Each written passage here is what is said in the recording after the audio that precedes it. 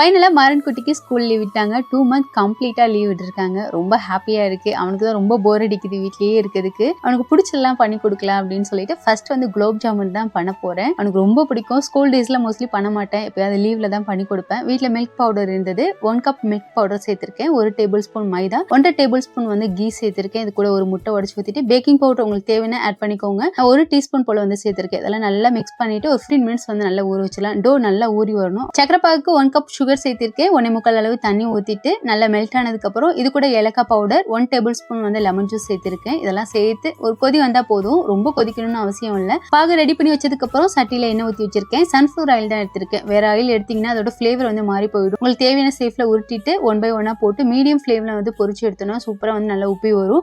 High ஃபிளேம்ல வச்சீங்கன்னா சீக்கிரம் கரிஞ்சு போயிடும், உள்ளேயும் வேகாம இருக்கும். கேஸ் வேற தீந்து போயிடுச்சு. உடனே இண்டக்ஷன்ல மாத்தி இந்த அளவு ஆனதுக்கு அப்புறம் சக்கரை பாகுல போட்டு சோக் பண்ணி எடுத்து சாப்பிட்டோம்னா டேஸ்ட் ரொம்பவே நல்லா இருக்கும்.